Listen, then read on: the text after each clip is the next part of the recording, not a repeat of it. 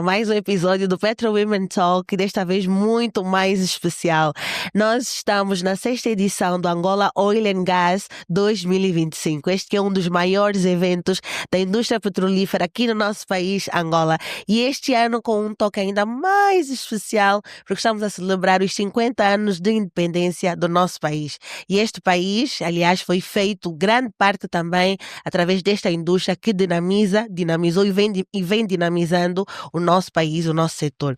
E temos aqui um convidado muito especial hoje, ele que é o Alister Forder, ele é CEO da Azul Energy e vai conversar um bocadinho conosco sobre aquilo que é o impacto da Azul Energy no nosso setor, no nosso país.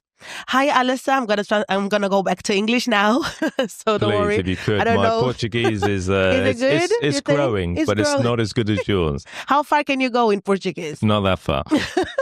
Bom dia, and then Of course. obrigado. Of course, Okay. and some more, but not much. Okay.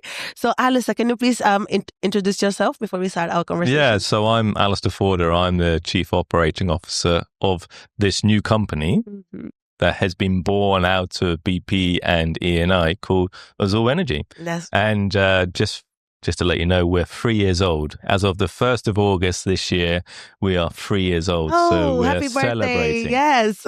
Oh, that's so good. And I was asking you earlier about how different is Azul from BP and E&I, because this is a company that was created and built from those big two companies. So how is it different from the original ones? Yeah, big question, and I'll try and answer it. So of course, and I think your question is BP has a certain DNA, certain approach, and of course E&I has a certain approach. But I talked earlier about we're 3 years old, and actually what's happened is we've taken the best of both, but we're now really starting to be Azul Energy. Mm. And Azul Energy was born because we can raise our own finance, and we do.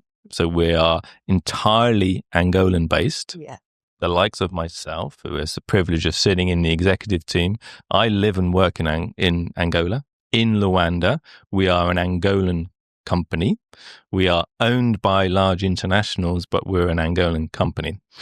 And we've taken the best of both, but we've also created what is the Azul way, as I like to describe, or the third way, which is actually people now truly believing and understanding what Azul is as a company that occupies a fairly unique space. It's not the big majors, the big IOCs, the Exxons, the Chevrons, the BPs, the E&I that were, long time served in Angola.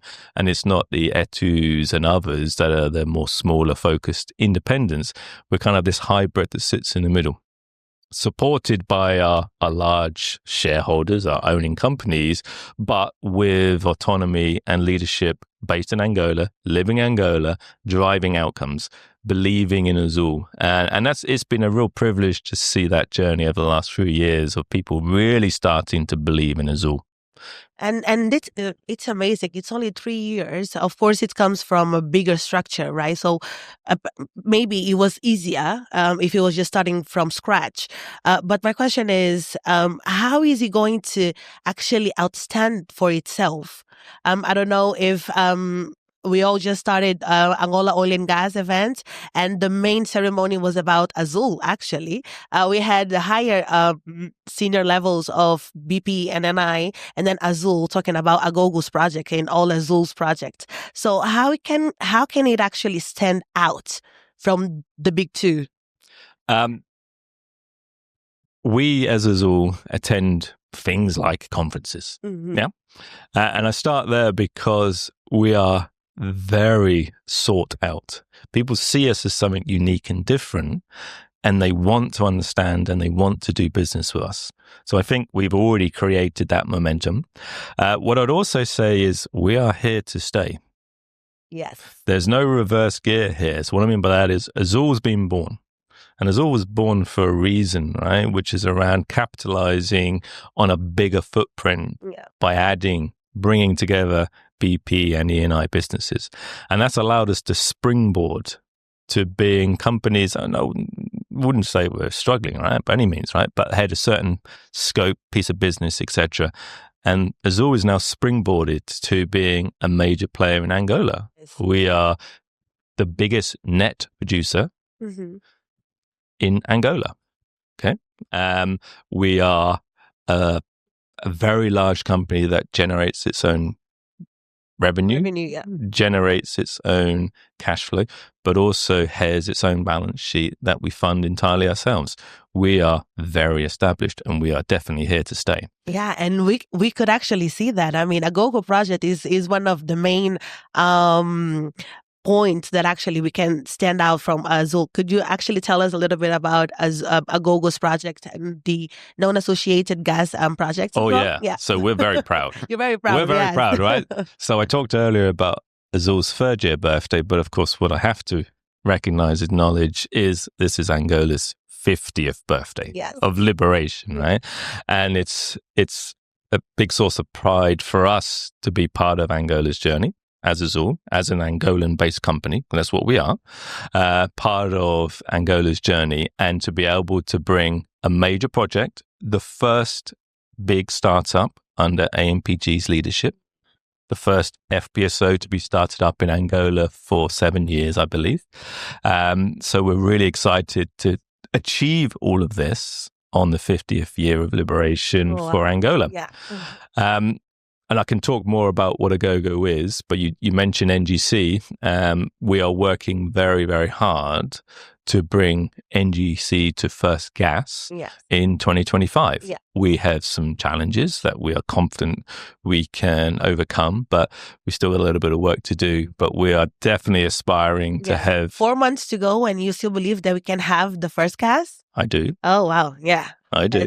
I mean, let's hope that. 2 major startups in 2025. Wow, what a 50 big year, years right? of Angola. Yeah. Yeah, it's a big year for us, and it's a big year for Angola. Yeah. Oh, that's amazing.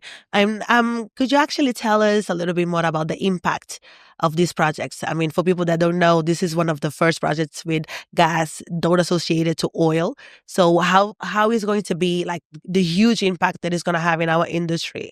So, yeah, I'll talk, if I may, I'm going to talk both about NGC, which is what you're referring to with gas, but I'm also going to just touch a little bit on Agogo, right? Because I'm really proud of my new FPSO. Tell us all.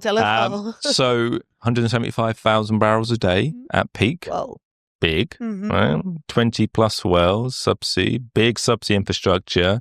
At the moment, we've got 3 drill ships working on Block 1506, drilling those wells. We've got the FPSO now producing, started up at the end of July. First cargo started exporting today as we've celebrated at the conference. Yeah. And all that means jobs. And all that means is money, revenue to Angola. Yeah. And Angolans working directly for Azul, and then directly for our partner companies like Yinson, Baker, and others that are working in support of us. So we're creating lots of employment and, of course, money for the government, money for Angola through Agogo, and we're really excited to be part of that. NGC will be 350 million scuffs a day at peak, running through ALNG, so the Angola LNG plant in Soyo. We have multiple Angolans employed at the moment in the construction effort, and we will have Angolans working, supporting that plant when it goes into operation, hopefully end of this year. End of this year. That's going to be investing long term now, and gas. This is the long-term play, right? This is the transition fuel, as we like to talk about in the oil and gas business. But it's also a very clear direction from the president's office, from Mirampet, around gas and gas being used to drive economies, drive agriculture, drive fertilizer plants and other things for Angola. I'd also just want to add, and we've had another recent gas discovery, the first non-associated dedicated exploration well drilled with a nice gas find associated with it just next to NGC. So we'll be looking to how we develop that and bring those hydrocarbon molecules through the plant and onto LNG in the future. Oh, wow. I mean, what a big year for Azul, right? I mean, even bigger year for Angola.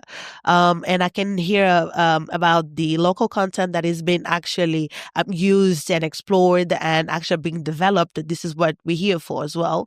And seeing that you actually transferring this know-how and giving opportunities and bring more jobs. This is something that we like to hear about. So congratulations, first of all. I mean, can I just jump in on that, right? So I want to jump in and to talk about two things. One is we in Azul, we have 85% of our workforce. 1,000 people is what we employ directly in Azul.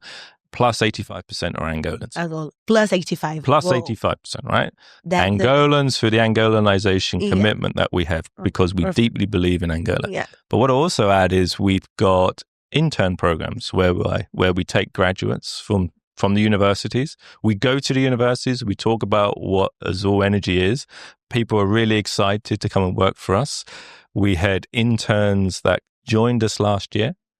Wow. We had 32 interns that joined us last year and we've given jobs to 28 of them. Oh. And recognizing the name of this podcast, a big chunk of those, a big part of those were women. Oh. Because we are very committed not only to Angolans, but also to female Angolans in technical jobs, geologists, engineers, doing oil and gas work for Angola. Oh, this is music to our ears. Thank you so much, Alister. It was such a pleasure to have you here. We could just, I think we can have part 2 of this podcast as well. It was really nice. But congratulations to Azul.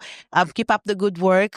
This is a platform that is actually used to broadcast what companies are doing in the oil and gas industry. And thank you so much for having the time to be here with us. An absolute pleasure. Fantastic to meet you. Fantastic to talk to you. Oh, thank you so much, Alister. Então, estamos aqui, Alister Forder, CEO da Azule Energy, da Angola Oil Gás, para vocês. Obrigada.